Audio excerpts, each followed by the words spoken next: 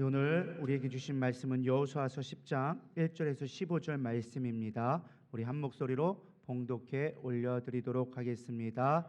이 말씀은 살아계신 하나님의 말씀입니다. 그때 여호수아가 아이를 빼앗아 진멸하되 여리고와 그 왕에게 행한 것 같이 아이와 그 왕에게 행한 것과 또 기브온 주민이 이스라엘과 화친하여 그 중에 있다함을 예루살렘 왕 아도니세덱이 듣고 크게 두려워하였으니 이는 기브온은 왕도와 같은 큰 성임이요 아이보다 크고 그 사람들은 다 강함이라. 예루살렘 왕 아도니세덱이 헤브론 왕 호암과 야르뭇 왕 바히람과 라기스 왕 야비아와 에글론 왕 드빌에게 보내어 이르되 내게로 올라와 나를 도우라. 우리가 기브온을 치자. 이는 기브온이 여호수아와 이스라엘 자손과 더불어 화친하였음이니라 하며 아모리 족속의 5 왕들 곧 예루살렘 왕과 헤브론 왕과 야르못 왕과 라기스 왕과 에글론 왕이 함께 모여 자기들의 모든 군대를 거느리고 올라와 기브온에 대진하고 싸우니라. 기브온이 사람들이 길갈 진영에 사람을 보내어 여호수아에게 전하되 당신의 종들 돕기를 더디하게 하지 마시고 속히 우리에게 올라와 우리를 구하소서. 산지에 거주하는 아모리 사람들의 왕들이 다 모여 우리를 치나이다 하매 여호수아가 모든 군사와 용사와 더불어 길갈에서 올라가니라. 그때 여호와께서 여호수아에게 이르되 그들을 두려워하지 말라. 내가 그들을 내 손에 넘겨 주었으니 그들 중에서 한 사람도 너를 당할 자 없느니라 하신지라. 여호수아가 길갈에서 밤새도록 올라가 갑자기 그들에게 이르되 여호와께서 그들을 이스라엘 앞에서 패하게 하심으로 여호수아가 그들을 기브온에서 크게 살육하고 베토론에 올라가서 비탈에서 추격하여 아세가와 막게다까지 이르니라. 그들이 이스라엘 앞에서 도망하여 베토론의 비탈에서 내려갈 때에 여호와께서 하늘에서 큰 우박덩이를 아세가 이르기까지 내리심에 그들이 죽었으니 이스라엘 자손의 칼에 죽은 자보다 우박에 죽은 자가 더 많았더라. 여호와께서 아모리 사람을 이스라엘 자손에게 넘겨주시던 날에 여호와께 야르어 이스라엘의 목전에서 이르되 태양아 너는 기브온 위에 머무르라. 달아 너도 아얄란 골짜기에서 그리할지어다 하매 태양이 머물고 달이 멈추기를 백성이 그 대적에게 원수를 갚기까지 하였느니라.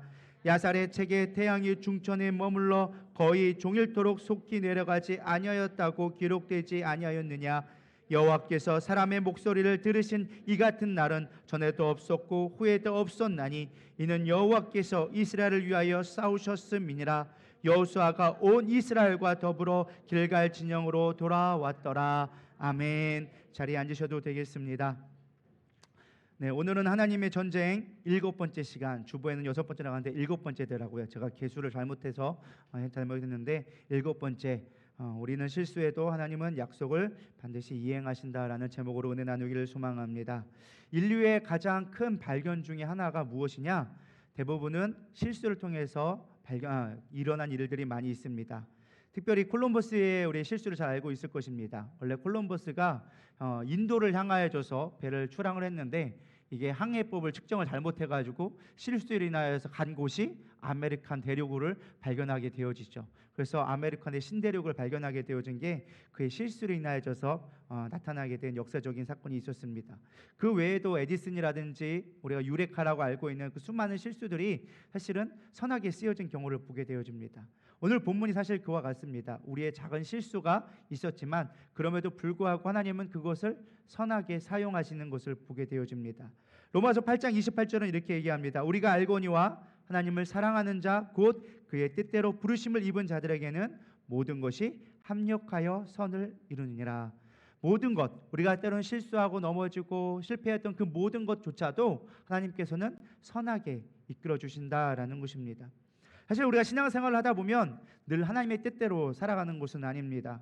의도했던 의도하지 않았던 우리는 넘어지고 쓰러지고 실패하고 실수를 반복하게 되어집니다. 때로는 알면서도 하나님의 뜻을 거스르기도 할 때가 있습니다. 그럴 때 우리는 어떻게 해야 할까? 오늘 그 본문을 통하여져서 좀 살펴보기 원합니다. 이스라엘이 가나안의 첫 성인 여리고성을 함락하게 되어집니다. 그 난공불락의 성인 여리고를 함락하고 첫 열매를 취하게 하시죠. 우리가 지난번에 살펴봐서 알듯이 여리고성은 하나님이 작정하고 주신 곳입니다. 그래서 그들이 칼과 창으로 싸운 것이 아니라 그들은 여리고성을 뱅뱅 돌다가 마지막에 나팔을 부는 그 행위로 인하여서 여리고성이 스스로 무너지는 놀라운 기적을 경험하게 되어지죠. 왜냐하면 하나님의 전쟁이기 때문에 하나님은 여리고성을 첫 열매로 받기를 원하셨습니다. 그래서 그 모든 것들을 취하지 말고 다 태워서 하나님 앞에 온전히 번제로 드려라라고 명령을 하게 되어지죠. 근데 이스라엘 백성은 여리고성을 이긴 것을 너무 기뻐한 나머지 교만해져서 아이성이라는 작은 성을 간과하고 자기들의 힘으로 하려다가 결국은 망하게 되어집니다. 패배하게 되어지죠. 그래서 여호수아가 하나님 앞에 기도합니다. 하나님, 왜 우리가 패했습니까? 라고 물어봤더니 내가 첫 열매로 여리고성을 취하려고 했는데 너희 가운데 죄를 범한 자가 있어서 그 죄로 인하여서 너희가 패배하게 되어졌다. 찾아봤더니 아간이라는 사람이 자신의 욕심을 채우기 위하여서 물정들, 거기에 있는 전리품들을 몰래 감추었던 것을 발견하게 되어집니다. 그를 죽이고 그 전리품을 태워서 하나님 앞에 드리자 아이성까지도 함락하게 되어지죠. 그게 우리가 가나안 정복의 우리 첫 번째 이제 단계 서두에 해당되는 부분입니다. 그리고 오늘은 이제 여호수아서 이 가나안 아이성까지 함락하고 난 뒤에 가나안의 이제 남부 지방을 정복하는 모습이 나와져 있는데요. 사실 이 이야기, 이제 여리고가 무너지고 그 철옹성 같은 여리고가 무너지고 아이성이 함락됐다는 소식을 듣고 이게 남부와 북부가 서로 연합하기 시작했습니다. 우리가 지도를 보면 알지만 여리고성이 이제 그 가나안 지역의 중부 지역에 딱 허리 부분에 해당되는 부분에 여리고성과 아이성이 있게 되어집니다. 그러니까 이제 북부와 남부가 나눠지게 되어지고 서로 각계의 성읍들로 각자 통치하던 이 나라들이 안 되겠다. 이스라엘의 나라가 왔는데 야, 이거 만만치가 않더라. 이거 가는 성마다 다 함락되어지고 그 수없이 있는 블레셋까지도 정복한 거 보면 이거는 장난이 아니다. 이들의 군사력이 어떨지 모르겠지만 이들이 함께하는 하나님이 두려운 하나님이다 라고 두려워지기 시작했습니다. 그래서 밑에 있는 6개의 성읍들이 군사적 동맹을 맺기 시작합니다. 야, 우리가 동맹을 맺으면 아무리 이스라엘이라 할지라도 그들의 신이 아무리 강한다 할지라도 우리를 함부로 침범하지 못할 거야 라고 동맹을 맺게 되어져요. 근데 사실은 이 동맹을 맺고는 서로 잘 지키면 되는데 그 중에 한 성읍, 기브온이라는 성읍이 너무 두려웠던 거예요. 왜냐하면은 그들은 이 남부 지역의 관문과 같은 성읍이었습니다. 가장 큰 성읍이었고 이게 사람들이 들어오는 통행로 있다 보니까 너무 두려웠어요. 우리가 아무리 연합했다 할지라도 이스라엘이 쳐들어오면 우리가 가장 먼저 깨지게 생겼다. 우리가 가장 먼저 죽게 생겼으니까 안 되겠다. 우리가 이 문제를 어떻게 타개할까 하다가 사신을 보내기 시작합니다. 제가 요즘에 빠진 드라마가 하나 있습니다. 고려 거란 전쟁이라고 열심히 지금 보고 있는 드라마가 있는데 거기 보면은 한 인물이 나와요. 이제 가장 중요한 강감찬이라는 인물이 나오죠. 강감찬이 있는데 이제 고려가 이제 왕이 이제 바뀌면서 막 위기 가운데 있을 때 이제 거란이 이제 안 되겠다. 이 고려를 우리가 짓밟아야겠다. 이미 1차 전쟁이 벌어지게 되어졌죠. 그때 정복하지 못하니까 이 왕인 거란의 왕인 야율융서란가? 융서라는 그 황제가 거란을 고려를 반드시 내가 멸해야겠다 생각해가지고 대군을 이끌고 20만의 대군을 이끌고 40만인가의 대군을 이끌고 이제 쳐들어옵니다. 그래서 이제 거의 남한의 반 정도 이제 서울 있는 그 지경까지 개경까지 침범하게 되어지죠. 방법이 없는 거예요. 어떻게 이들을 물리칠까? 뭐 수많은 재상들이 우리는 항복해야 됩니다. 우리가 이미 졌습니다. 이건 어쩔 수가 없습니다. 이길 수가 없습니다. 라고 하는데 강감찬이 나와서 끝까지 얘기하죠. 아닙니다. 우린 끝까지 싸워야 합니다. 라고 막 항정결투를 합니다. 그러면서 그 전략을 내세운 게 무엇이냐? 저 서북 방면에 있는 강원도 지역에 있는 군사들을 불러와서 우리가 후방을 치면 이들도 어쩔 수 없습니다. 고립될 수밖에 없기 때문에 이들을 해야 됩니다. 이들이 올 때까지 시간을 벌어야 합니다. 그 방법이 무엇이냐? 친조라는 것을 하게 되어집니다. 친도가 뭐예요? 사신을 보내서 우리의 황제가 이제 신하국이 되어져서 당신을 섬길 테니 우리를 더 이상 공격하지 마십시오라는 친조라는 것을 명목으로 막 밀고 오는 거란군을 머물게 만듭니다. 결국에는 그로 인하여져서 거래를까지 하게 되어지죠. 그래서 마지막에 이제 2차 전쟁에서 그들이 다시금 물러날 수 있는 조건, 나중에 드라마를 보시면 알겠지만 거래를 통하여져서 우리가 친조한다는 명목으로 신하가 되던 명목으로 그들을 물러가게 만듭니다. 아마 이들도 그랬던 것 같아요. 기브온 족속도 우리가 당신의 종이 되겠습니다. 당신을 섬기겠습니다. 그래가지고 사실은 이들이 공격해올 명목을 없애버리죠. 근데 그거를 그냥 하면 좋은데 이들이 그냥 하면 안 해줄 것 같으니까 어떤 방법을 쓰느냐? 우리 여호수아서 9장 3절에서 6절 말씀 한번 읽어보도록 하겠습니다. 시작. 기브온 주민들이 여호수아가 여리고와 아이의 행한 일을 듣고 꾀를 내어 사신의 모양을 꾸미되 헤어진 전대와 헤어지고 찢어져서 견 부대를 나귀에 싣고 그 발에 낡아서 그래서 기운 신을 신고 낡은 옷을 입고 다 마르고 곰팡이가 난 떡을 준비하고 그들이 길갈 진영으로 가서 여호수아에게 이르되 그와 이스라엘 사람들에게 이르되 우리는 먼 나라에서 왔나이다. 이제 우리와 조약을 맺읍시다 하니 어떻게 하고 했느냐? 그냥 오면 안 해줄 것 같으니까 변장을 하기 시작합니다. 일부러 헤어진 옷을 입고 일부러 이게 음식을 가져온 떡을 가져왔는데 곰팡이 쓸고 마른 걸 가져오고 포도주도 다 상한 걸 가져오고 신발도 일부러 다 헤어진 것을 입고 와가지고 마치 행색을 거지처럼 하고 와가지고 우리는 먼 나라에서 왔습니다. 멀긴 멀어요. 40km밖에 안 떨어지는데 여기서 청주밖에 안 떨어지는 거리인데 근데 우리는 먼 나라에서 왔습니다. 그래서 우리는 힘이 없어서 당신들이 오면은 우리 어쩔 수 없으니까 당신들의 종이 되겠습니다 라고 하면서 군신 조약을 맺게 되어지죠. 거짓으로 꾸며낸 가짜 계약을 하게 되어집니다. 근데 이것을 보고 사실은 이 여호수아가 하나님 앞에 물어봐야 되는데 물어보지 않고 이 행색을 보고서는 그 마음이 동화해져서 불쌍히 여기는 마음 때문에 어쩔 수 없이 그래 당신들이 음식을 가져왔으니까 비록 상했다 할지라도 당신들의 정성을 봐서 내가 계약을 맺겠습니다 라고 화친 조약을 맺게 되어집니다. 그게 14절 15절에 나옵니다. 무리가 그들의 양식을 취하고는 어떻게 할지를 뭐 하지 않았다? 여호와께 묻지 아니하고 여호수아가 그들과 화친하여 그들을 살리려는 조약을 맺고 회중 족장들이 그들에게 맹세하였더라. 회중이 같이 맹세했다는 건 뭐예요? 모두가 다 동일해서 만장일치로 그것을 통과시켰다라는 거예요. 이것은 여호와의 이름으로 한 것과 동일한 효력이 있는 것입니다.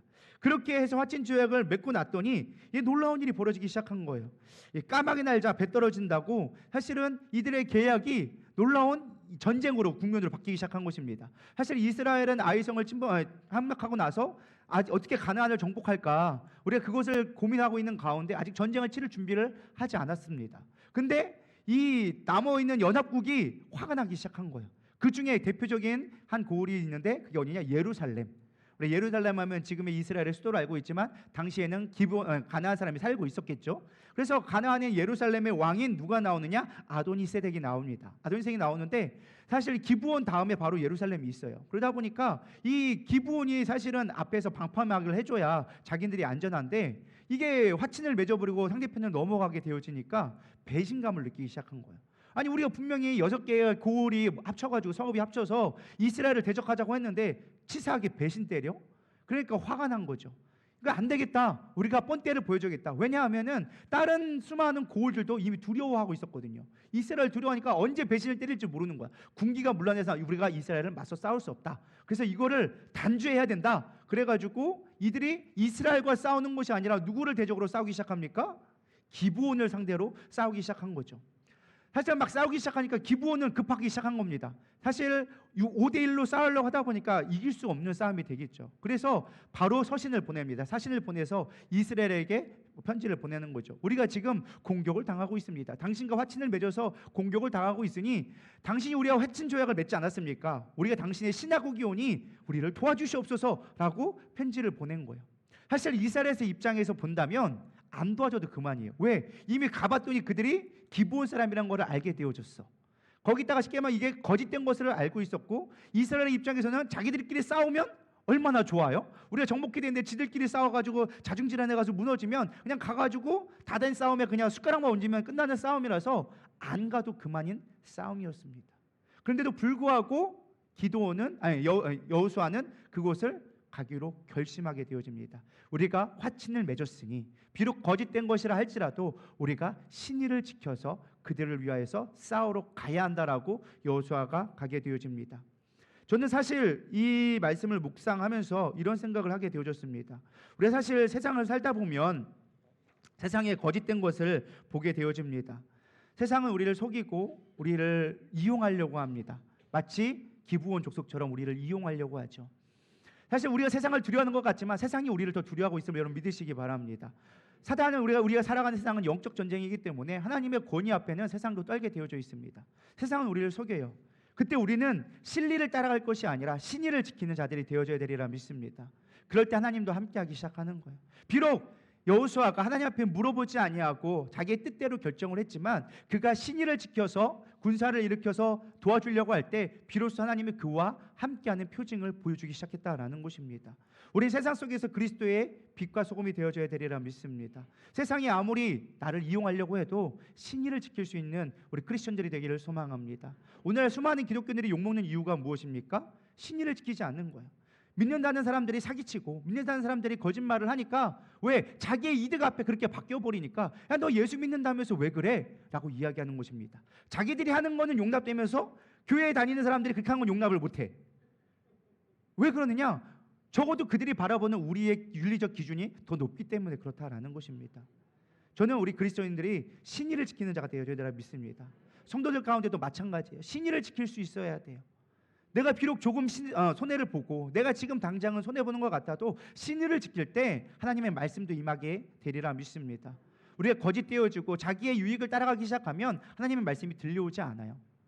그래서 우리는 늘 정직하고 하나님 앞에 나가기를 소망합니다. 어쨌든 그렇게 이제 여호수아가 그 말씀을 그 계약을 두고서는 신의를 지키려고 군사를 일으키기 시작합니다. 우리 7절 한번 보도록 하겠습니다. 시작. 여호수아가 모든 군사와 용사와 더불어 길갈에서 올라가니라. 그때 여호와께서 여호수아에게 이르시되 그들을 두려워하지 말라. 내가 그들의 내 손에 넘겨 주었으니 그들 중에서 한 사람도 너를 장할 자가 없으리라 하신지라. 사실 우리 여기서 중요한 것 중에 또 하나가 바로 이것입니다. 하나님의 신의를 지켰더니 그때 하나님께서 말씀을 주십니다. 어쩌면 하나님의 마음에 안 들었을 수도 있을 거예요. 내가 굳이 하지 말라고 하는데 지들끼리 해놓고 왜 나에게 부탁하느냐 할 수도 있지만 여호수아가 하나님의 나라를 위하여서 사명을 위하여서 나가기 시작하니까 여호와 하나님께서 여호수아에게 말씀하시는 것입니다. 내가 너에게 약속한 그대로 이 땅을 너에게 취하게 하리니 너희들은 나아가라고 얘기합니다. 사실 이 말씀은 하나님이 계획하신 일을 이루기 위해서 더 오히려 실패를 우리가 실패했던 것들을 실수했던 것들을 선으로 바꾸셔서 역사하신 것입니다. 만약에 여러분 생각해 보시기 바랍니다. 이스라엘이 이 6개의 성읍을 공성전으로 하나씩 쌓은다고 생각해 보시기 바랍니다. 과연 우리가 승리할 수 있었을까 이스라엘이? 당시에 이스라엘 군대는 공성전에 할 만한 무기가 없었습니다. 공성전을 하려면 큰 이제 돌을 던지는 이제 뭐라 그러죠? 그 돌을 던지는 어쨌든 석포라고 해야 되나? 그런 것들이 어쨌든 성을 공격할 수 있는 그런 공성전의 무기가 있어야 되는데 당시 이스라엘은 노예로 있다가 왔기 때문에 공성전을 할 수 있는 무기가 없었어요. 그냥 백병전이었어요. 칼 들고 가가지고 와 하고 싸우는 거예요. 근데 성 안에 들어있는 사람들과 싸우려면은 싸울 수가 없었어요.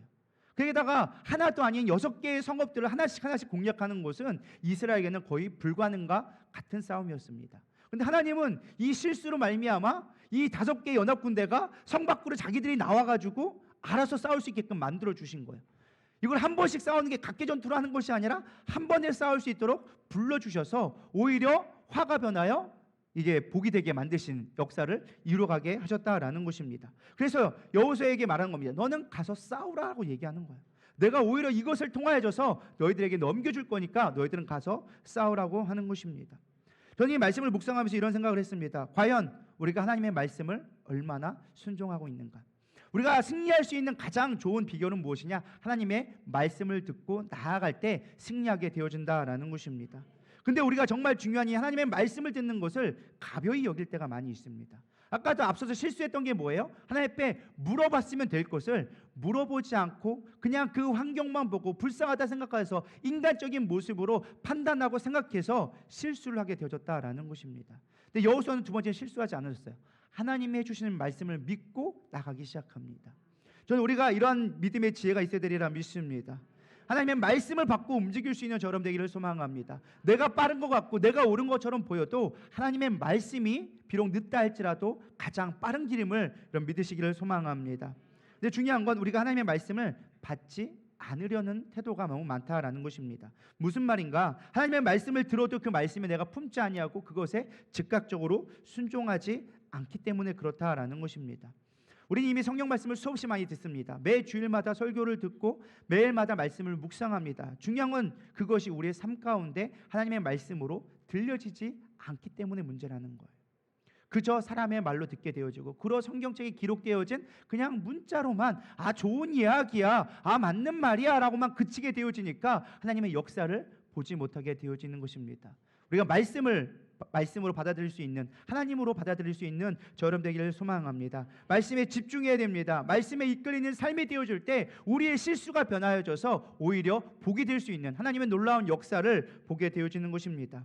때로는 많은 사람들 하나님의 음성을 듣는 것을 어떤 신비로운 경험으로만, 마치 영화 속에서 들리는 사랑하는 내 아들아 내 아들아 내가 너를 사랑한다 하면서 막 귀에서 막 들리는 것만 생각을 하는데 그렇지 않습니다. 하나님은 이미 우리에게 필요한 말씀들을 다 주셨어요.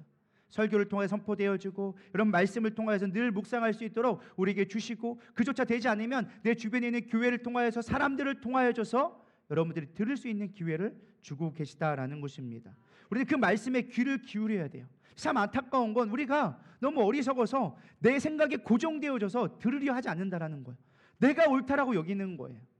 우리 그런 일들을 너무나 많이 겪게 되어집니다.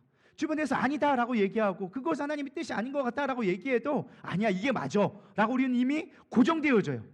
다 필요 없어. 그냥 내가 맞아. 이건 당신이 몰라서 하는 얘기야. 지금 내 상황은 이게 맞아 라고 우리가 고집할 때가 너무 많다는 거예요.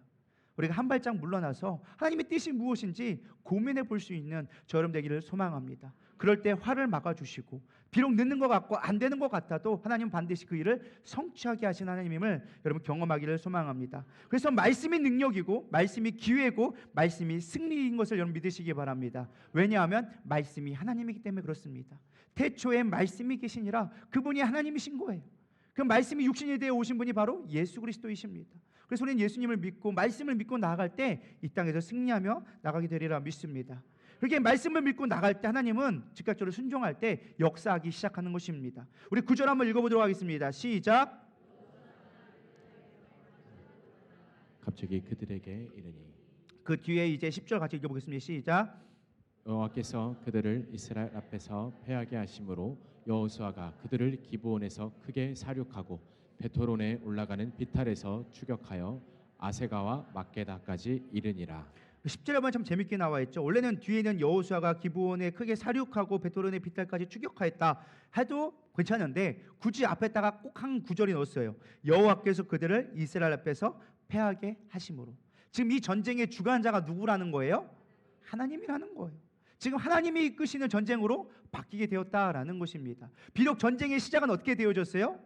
이게 그 가나안의 남부에 있는 사람들이 이 기브온을 친 거지만 하나님의 그조차도, 세상의 일조차도 하나님이 하나님의 일로 바꿔가고 계시다라는 것을 우리는 보게 되어집니다. 그래서 사실은 여호수아가 그 밤에 올라가는 일을 보게 되어집니다. 사실은 사신이 오자마자 그 밤에 가게 되어져요.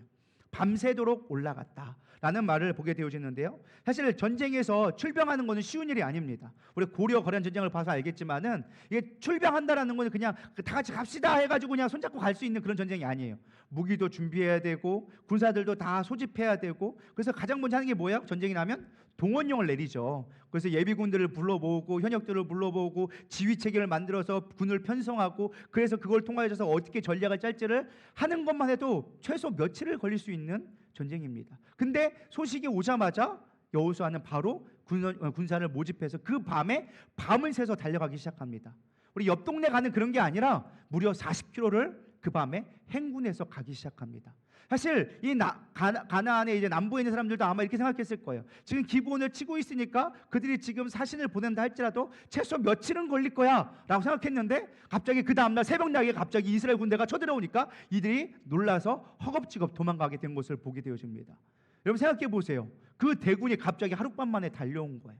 이건 엄청난 일이에요. 사실은 사신국으로 그냥 다음에 준비하고 천천히 갈게 해도 충분한데 그날 밤에 쳐들어와가지고 막 군대가 쳐들어오기 시작하니까 사실 그 많던 5개 연합 국가의 도시들이 한 방에 두려워서 우르르 흩어지는 그런 모습을 보게 되어집니다. 그래서 그들이 따라가면서 추격하면서 그들을 사륙하기 시작합니다. 무려 몇 킬로냐? 40km 이상이 되는 길이를 또 따라갑니다. 그러니까 생각해 보세요. 40km를 밤새 행군해서 왔어. 싸우다가 그들이 도망가니까 40km를 따라서 또 따라가기 시작하는 거예요. 지도를 보시면 알 거예요. 저 위에가 저 빨간색 있는 데가 길갈이에요. 거기서 군사를 소집해서 어디로 갑니까? 기본이 있는 베토린 있는 지하까지 40km를 걸어서 행군하게 되어집니다. 그리고 새벽녘에 싸우기 시작해서 그들이 도망가기 시작하니까 막 도망가니까 막게다까지 따라가는 게 성경에 기록되어져 있습니다. 그렇게 열정적으로 하나님의 말씀을 믿고 순종하며 그 피곤함에도 불구하고 나아갔을 때 하나님의 역사하는 모습을 보게 되어집니다. 사실은 그들이 군사적으로 그들을 다 죽일 수 없는 상황이었어요. 그래서 하나님께서 그들이 할 수 없는 일들을 하게 하십니다. 우리 11절 다 같이 읽어보겠습니다. 시작. 그들이 이스라엘 앞에서 도망하며 베토론의 비탈에서 내려갈 때 여호와께서 하늘에서 큰 우박덩이를 아색까지 이르기까지 내리심에 그들이 죽었으니 이스라엘 자손의 칼에 죽은 자보다 우박에 죽은 자가 더 많았더라. 아멘. 사람이 하는 것보다 뭐가? 하나님이 하신 게 훨씬 많았다는 거예요. 근데 사실 여기 놀라운 게 무엇이냐? 우박이 내렸어요. 근데 이게 우박이 내릴 때냐? 그렇지가 않아요. 원래 이때는 지금 어느 때냐? 건기에 해당되는 때예요. 우리가 중동에 보면 가끔 우박이 내렸다는 뉴스를 한번 보신 적이 있을 겁니다. 뭐 예를 들어서 이집트에서 우박이 내렸습니다. 뭐 돌덩이만한 게 내렸고 뭐 몇 명의 피해가 있었습니다라는 거 있었는데 제가 가만히 생각해봤어요. 도대체 우박이 얼마 내야 사람이 죽을까? 여러분 상상해 보셨나요? 우리가 생각하는 이만한 우박 갖고는 아마 사람이 죽지는 않을 것 같아요. 아프다, 따고 이 정도 하긴 하겠죠. 근데 맞아서 죽을 정도 되려면 최소 주먹만 하면 되겠다. 이게 여러분 생각해 보세요. 이만한 우박이 여러분 평생 몇 번 보신 적 있으신가요? 저는 이제까지 40평생 살았지만 단 한 번도 본 적이 없는 것 같아요. 이만한 우박이 내렸다는 것은 초자연적인 현상인 것입니다. 물론 가끔 이제 대류성의 기류가 갑자기 이제 뜨거운 기온이 확 올라와가지고 이제 그 찬 기운이 습기가 올라가서 너무 높은 고도에서 얼어가지고 우박이 떨어지는 경우가 간혹 중동에 있다고는 합니다. 그런데 그래봐야 뭐 이만큼 이제 뭐 쌀알통 뭐 요만한 조만한 좁쌀만한데 이게 사람이 죽을 만큼 됐다라는 거는 죽을 만큼 이상은 돼야 사람이 죽을 것 같아요. 이게 하나님의 놀라운 역사로 기적을 베풀어 주셨다라는 것입니다. 하나님의 전쟁은 놀라운 이런 기적들이 따라오기 시작하는 거예요. 우리가 믿음으로 나가기 시작하니까 되기 시작하는 거예요. 근데 놀라운 건 저는 이 말씀이 어떻게 이런 기적이 일어났나 가만히 생각해 봤는데 한 가지 좀 제가 이렇게 묵상하는데 한 가지 저만의 생각일지 모르겠습니다. 한 가지 생각한 게 무엇이냐? 밤새도록 달려왔다라는 것. 여러분 생각해 보세요. 창세기 32장의 야복강 나루에서 야곱이 자신의 형인 에서가 자기를 죽이겠다고 400명의 사병을 이끌고 문 앞에 그 강 건너서 기다리고 있자 두려워서 어떻게 되어집니까? 자신의 재산을 다 보내고 아내와 첫 자식을 다 보낸 다음에 홀로 남아가지고 밤새도록 하나님의 사자와 씨름하게 되어지죠. 그 씨름하고 내가 놓아주지 않겠다라고 하니까 하나님이 그 갈비뼈를 쳐가지고 갈비뼈가 아니죠. 갈비뼈는 아담이고 황골뼈를 쳐가지고 거기를 쳐가지고 하나님이 내가 너를 이제 이스라엘로 바꿔주겠다 하면서 문제가 해결되어지는 것을 보게 되잖아요. 우리가 이렇게 밤새 철야를 하는 게 능력 있다라고 성경에서 이미 입증해주고 있다라는 것입니다. 저는 가만히 묵상한 게 우리나라가 이렇게 기독교가 부흥하고 대한민국이 이게 선진국으로 갈 수 있었던 것은 다름이 아니라 철야의 기도의 능력이 아닌가라는 생각을 해보게 되어졌습니다. 제가 어릴 때만 해도 철야 기도를 많이 갔어요. 종종 저희 어머님이 이제 저와 이제 은진이를 데리고 철야 기도를 가시면 이렇게 집회 같은데 옛날엔 기도원 가면 철야 참 많이 했어요. 가면은 이제 한 9시, 10시부터 보통 시작하는 것 같아요. 그러면 이제 뭐 1시간 동안 막 뛰고 난리 나죠. 그러면 이제 어린 마음에 그때 뭐 뭐도 모르니까 다 같이 뛰니까 막 뛰다가 이제 한 10시, 11시 되기 시작하면 이제 말씀이 들어가면은 이제 당시에는 이제 방석이 있었죠. 방석을 베개 삼고 방석을 이불 삼아서 그렇게 밤새 이렇게 자고 있다가 이제 주여 하면 깼다가 뭐지 하고 갔다가 아직 안 끝났네 하고 또 자다가 이제 아침에 해 뜨면 이제 일어났던 그런 기억들이 사뭇사뭇 있습니다. 그런 시절이 있었기 때문에 대한민국이 부흥할 수 있었어요. 근데 오늘날 대한민국 우리 지금 이 나라에 왜 이렇게 기독교가 무너져 가고 있고 한국이 왜 이렇게 위기가 겪나라고 생각해 봤을 때 제 추측이지만 우리가 이런 밤샘 기도를 좀 잃어버리지 않았나, 철야를 좀 잊어버리고 있지 않았나. 솔직히 대한민국에 밤새서 철야하는 기도가 얼마나 남아 있을까. 우리 철야를 한다고 금요일날 와 있지만 솔직히 11시 되면 다들 벌써 이미 집에가 10시 반만 넘기 시작하면 벌써 시계 보기 시작해요. 10시 반인데 왜 안 끝나나. 이제 가야 되는데 좀 있으면 차도 끊기는데 막 이런 생각에 우리가 사실 12시를 넘겨본 적이 단 한 번도 없는 것 같아요. 근데 이제 우리가 저는 가만히 저만의 생각이에요. 뭐 여러분이 얼마나 동참하실지 모르겠지만 우리 누리달교회가 한번 그런 걸 좀 도전해 볼 필요가 있겠다. 정말 위기 가운데 있으면 밤샘 철야 기도하고 다음날 또 다시 한번 예배를 온전히 드려가지고 해가 지기까지 한번 이 남부 전쟁을 승리했던 그걸 우리가 한번 경험해 볼 필요가 있지 않을까라는 생각을 해보게 되어졌습니다. 저 혼자 절대 하지는 않을 거예요. 혼자 하지는 않습니다. 함께 우리 같이 동역자를 찾고 있으니까 여러분 한번 동참해 주시기를 부탁드립니다. 가능할지는 모르겠어요. 우리 24시간 기도 이런 밤샘 기도와 이렇게 뜨거운 갈망이 있으면 여러분 어떤 위협이 와도 우리 능히 이기리라 믿습니다. 그래서 하나님이 기적을 내려주셨잖아요. 우박을 내려주셨잖아요. 야곱이 이스라엘 이름을 바뀌면서 그가 위기 가운데 위경 가운데 건져냈던 것처럼 우리가 정말 위기가 있을 때 그렇게 하나님 앞에 온전히 매달릴 수 있는 저와 여러분 되기를 소망합니다. 그럴 때 하나님이 역사하기 시작하는 것입니다. 어쨌든 그렇게 밤샘 이렇게 하나님의 놀라운 기적으로 우박으로 큰 승리를 거두었는데 문제가 생겼어요. 어떤 문제가 생겼느냐?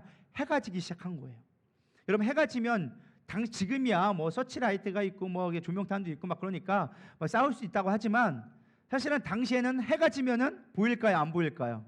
안 보여요. 밤에는 전쟁을 할 수 없어요. 그래서 지금 이 순간 끝내지 않으면 오히려 역공을 당할 수가 있어요. 왜? 지금은 상대군이 몇 명이에요? 5개의 연합 군대가 지금 모여져 있어요. 이들이 흩어졌던 이유는 뭐예요? 기습을 해서, 그리고 하나님의 도우심으로 우박이 내려서 수많은 자들이 죽었기 때문에 지금 막 흩어져서 지금 치지 않으면 오히려 역공을 당할 위기에 있는 거예요. 그러니까 여호수아가 긴급하게 하나님 앞에 기도하기 시작하는 겁니다. 뭐라고 기도했느냐? 우리 12절 우리 한번 읽어보겠습니다. 시작. 여호와께서 아모리 사람을 이스라엘 자손에게 넘겨주시던 날에 여호수아가 여호와께 아뢰어 이스라엘의 목전에서 이르되 태양아 너는 기브온 위에 머무르라. 달아 너도 아얄론의 골짜기에 그리할지어다매 태양이 머물고 달이 멈추기를 백성의 그 대적에게 원수 갚기까지 하였느니라. 야살의 책에 태양의 중천에 머물러서 거의 종일토록 속히 내려가지 아니하였다고 기록되지 아니하였느냐. 아멘. 사실 이 부분에 대해서 많은 해석들이 여전히 논쟁되어지고 있습니다. 우리는 이 부분을 어떻게 알고 있죠? 정말로 해가 멈췄다. 미국에서 발표했다. 우주의 시간을 봤더니 하루가 사라졌더라. 우리 그렇게 대부분 알고 계실 겁니다. 왜냐하면은 미국에서 한 목사님이 그렇게 설교했던 것이 한국에서 그게 전해졌고 그게 모든 대부분의 목회자들에게 정설이 되어져 가지고 우주에서 실제로 나사가 살펴봤더니 하루가 없어졌더라 라고 얘기하는 것들이 마치 정설화되어졌습니다. 나사에서는 그걸 발표한 적이 단 한 번도 없대요. 단 한 번도 없대요. 왜 그러느냐? 사실은 이 우주의 시간을 우리가 다 측량할 수가 없어요. 근데 그 중에 하루, 여러분들의 살아온 시간 가운데 그 특별한 하루를 기억할 수 있을까요? 솔직히 우리는 어제 일도 기억 못해요. 근데 그 우주의 수많은 시간 가운데, 억만 년의 시간 가운데 하루가 사라진 걸 우리 인간이 어떻게 할 수 있겠습니까? 사실은 알 수 없어요. 그냥 말씀이니까 우리는 믿는 거예요. 해가 멈췄다라고 믿는 것뿐이지 그게 과학적으로 증명됐다, 이거는 개뻥입니다. 개뻥. 제 표현이 좀 그렇긴 한데 다 뻥이에요. 그냥 그렇게 하려고 사실은 믿게 하려고 했던 말인데, 그래서 많은 요즘의 학자들은 사실은 그거를, 많은 신학자들은 그거를 별로 믿지는 않아요. 정말로 그게 해가 멈췄다, 그게 과학적으로 증명되었다라는 것은 믿지 않아요. 해가 멈췄다라는 믿음으로 우리가 고백할 수는 있지만 그것이 과학적으로 입증됐다라는 것까지는 믿지 않습니다. 그래서 조금 다른 학자들은 어떤 의견을 내놓느냐? 계기 일식이었다. 해와 이렇게 달이 이렇게 겹쳐져서 해가 멈춘 것처럼 보여졌다라고 해석하는 분들도 있지만 그것도 약간 조금 논리성이 부족해요. 그나마 요즘에 많은 이제 학자들이 얘기하는 게, 이제 요즘에 좀 인본주의 쪽 해석일지 모르겠지만 시적인, 문학적인, 비유적인 표현일 것이다라고 많이 해석합니다. 대표적으로 하박국 3장 11절에 보면 이렇게 말씀이 기록되어져 있습니다. 날아가는 주의 화살의 빛과 번쩍이는 주의 창의 광채로 말미암아 해와 달이 그 처소에 멈추었나이다.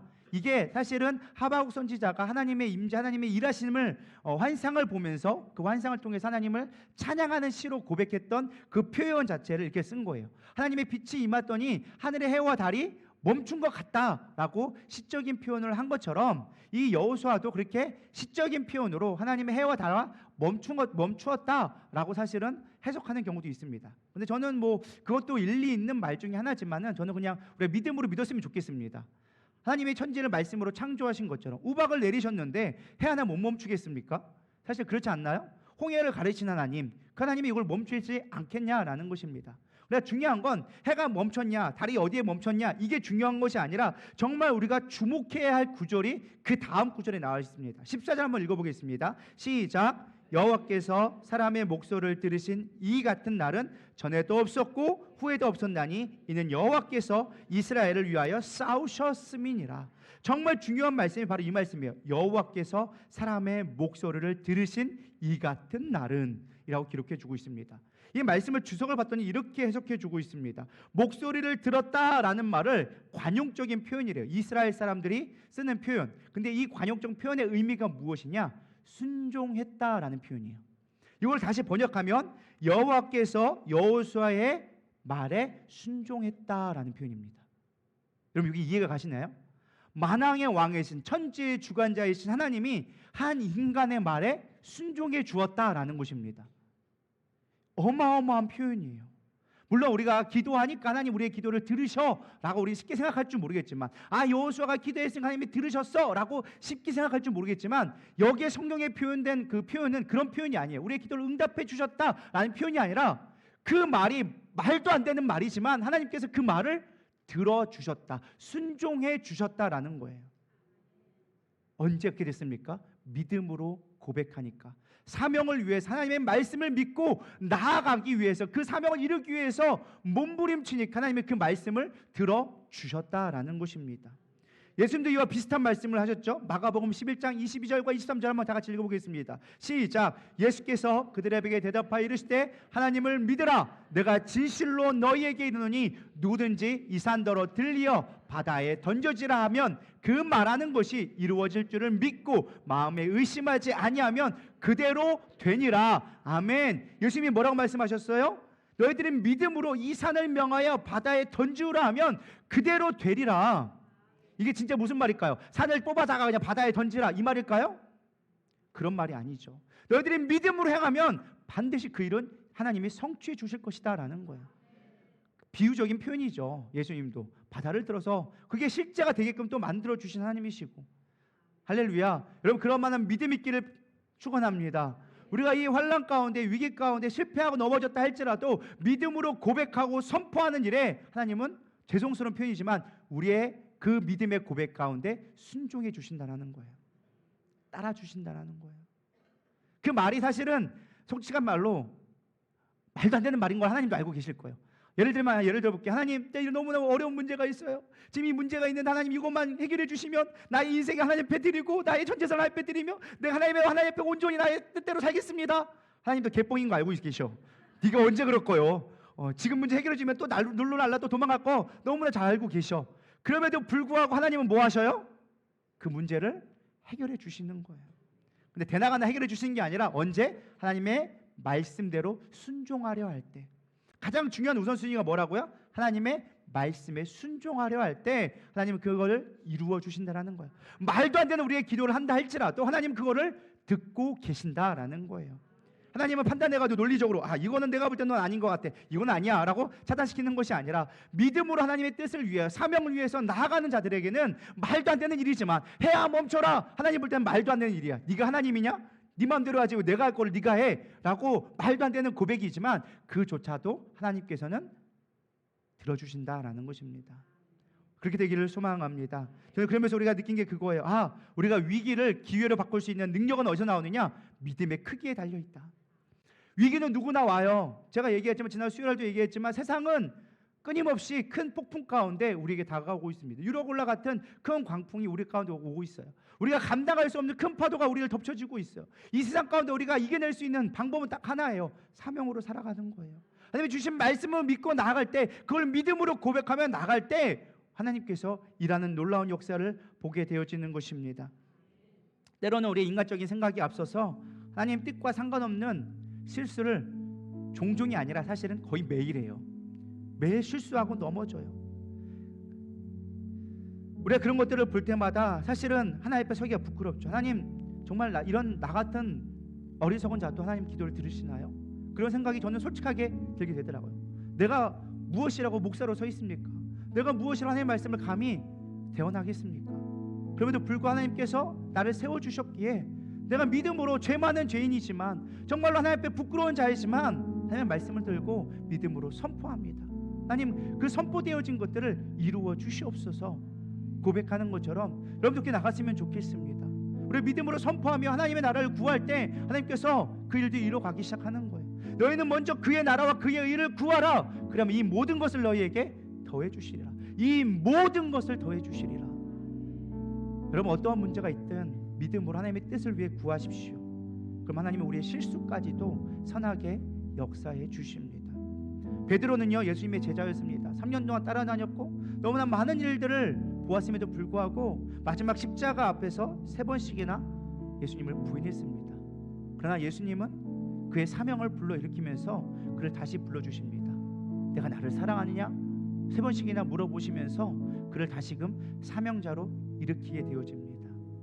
우리의 믿음의 크기만큼 하나님은 일하시리라 믿습니다. 우리의 실수와 실패를 하나님은 오히려 축복의 기회로 바꾸시기 원하시는 분이십니다.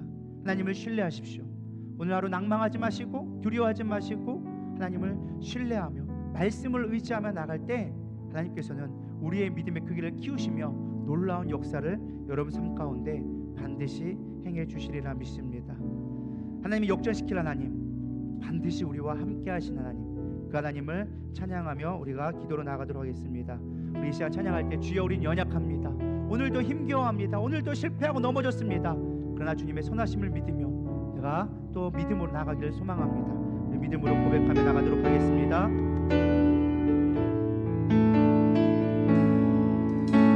주여 우린 연약합니다.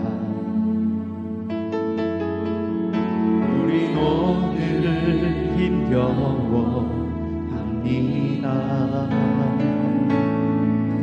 주를 이루며 살기에 부족합니다. 우린 연약합니다. 주여 우린 넘어집니다. 주여 우린 넘어집니다. 오늘 하루 또 실수합니다.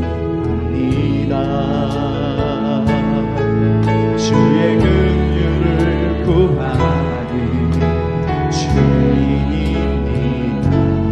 우리 주만 바라봅니다. 한없는 주님의 은혜 온 세상 위에 넘칩니다. 가릴 수 없는 주 영광 온 땅 위에 충만합니다.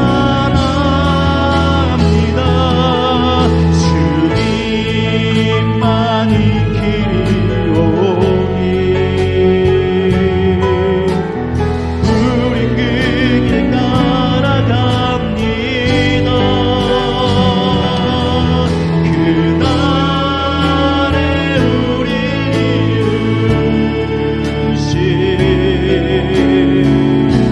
주는 완전합니다. 한없는 주님의 은혜 온 세상 위에 넘칩니다. 가릴 수 없는 주 영광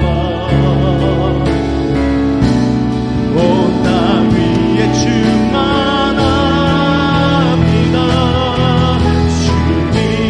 주님만이 길이오니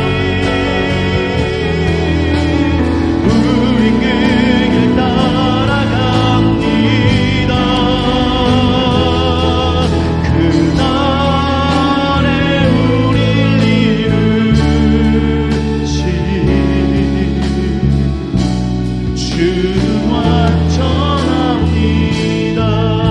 그렇습니다. 우리는 날마다 실패하고 넘어지지만 주의 말씀 앞에 순복하며 하나님의 말씀에 믿음으로 고백하며 나갈 때 하나님 놀라운 역사로 하나님의 전쟁으로서 우리의 실패 또한 선으로 바꾸시는 그 하나님입니다.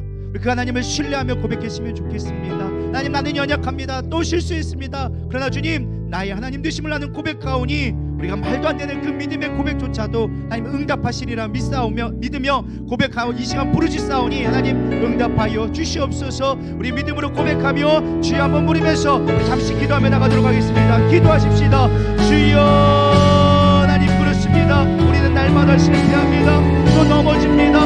우리의 짧은 인간적인 생각으로 하나님의 뜻을 거스르며 더 큰 문제로 닥치게 되어질 수도 있습니다. 그러나 하나님 그 우리의 실수조차도 하나님의 말씀에 순종하며 하나님 믿음으로 고백하며 나갈 때 하나님 하여 선이 되게 하신 하나님을 믿사오니 하나님의 전쟁에 참여하게 하여 주시옵소서. 우리의 연약함을 제 앞에 내려놓고 믿음으로 고백하며 말씀에 집중 하나님의 뜻에 우리가 주목하기를 원하오니 우리의 사명을 일으켜 주시옵소서. 혼돈한 이 세상 가운데 문제 앞에 나 앞에 믿음으로 고백하며 나간 우리의 성도들을 붙들어 주시옵시고 한 사람 마음마다 주님께서 역사하여 주셔서 정말 하나님의 필요한 말씀을 붙들며 하나님 내 삶에 하나님의 역사하심을 바라보는 하나님을 증언하는 놀라운 역사를 보게 하여 주시옵소서. 우리의 허황된 아버지 믿음의 고백이라 할지라도 하나님 그것조차도 응답하신다 약속하신 하나님, 우리가 믿음으로 이렇게 고백하며 나가기 원하오니 하늘의 해와 달이 멈췄던 그 믿음의 고백이 우리 안에도 믿음으로 확보되게 하여 주시옵소서. 반드시 선을 이루신 하나님, 반드시 역사하신 하나님, 반드시 우리 가운데 선을 베푸실 하나님을 신뢰하며 나가기를 원하오니 함께하여 주시옵소서. 이제 우리가 예수님을 선포하며 기도하오니 하나님 이제 우리의 믿음이 확장될지어다. 우리의 믿음이 확장되어질지어다. 우리의 고난을 통하여서 믿음이 확장될지어다. 하나님 그렇게 믿음으로 고백하며 나가게 하여 주시옵소서. 우리는 연약합니다. 우리는 부족합니다. 하나님 붙들어 주시옵시고 하나님의 뜻 가운데 삶으로 살아갈 수 있도록 우리를 붙들어 주시옵소서. 주님 홀로만 영광받는 이 시간을 하여 주시옵시고 이제 말씀을 들었사오니 삶 속에서 그 말씀이 내 삶 가운데 응하여지게 하여 주시옵시고 믿음으로 도전하는 오늘 한 주의 삶이 되어질 수 있도록 주님 역사하여 주시옵소서. 주님 오늘 우리도 또 넘어지고 실수하고 또 아파하고 억울해하며 슬퍼할 수밖에 없는 연약한 존재임을 고백합니다. 그렇기에 주님이 더 필요합니다. 그러기에 주님의 말씀이 더 우리 가운데 기준이 되어져야 되리라 믿습니다. 오늘 주의 말씀을 들었습니다. 이 말씀이 내 마음 가운데 살아나게 하여 주시옵시고 믿어지게 하여 주시옵시고 순종하며 결단하며 나갈 수 있도록 주님 붙들어 주시옵소서. 이 고난으로 말미암아 하나님 믿음의 크기를 키우게 하여 주시옵시고 믿음의 장부가 되어져서 하나님의 하늘의 별과 하늘의 해와 달을 멈출 수 있는 그런 믿음의 선포를 외칠 수 있는 우리 누리다 성도에게 하여 주시옵소서. 그렇게 믿음으로 고백하며 나가기를 원합니다. 누리다 교회가 지금 많은 일들을 하고 있습니다. 인간적인 생각으로 불가능하고 할 수 없을 것 같아 보여도 하나님이 하신 일이 오니 그 믿음으로 선포하며 나가게 하여 주시옵시고 이미 우리는 목도하고 있습니다. 할 수 없는 일들이 이루어지고 있음을 보고 있습니다. 능행하신 하나님을 찬양합니다. 영광받아 주시옵소서. 영광받아 주시옵소서. 우리가 그렇게 참여하며 믿음으로 사명을 감당할 수 있도록 인도하여 주시옵소서. 이제는 우리 주 예수 그리스도의 은혜와 하나님의 무한하신 사랑과 성령님의 내주 교통 위로하심이 하나님의 크신 일을 행하고 우리의 실수조차도 선으로 바꾸시는 신실하신 하나님을 믿음으로 고백하는 이들 위해 이들의 가정과 사업 위에 이제로부터 영원토록 함께 있을지어다. 아멘.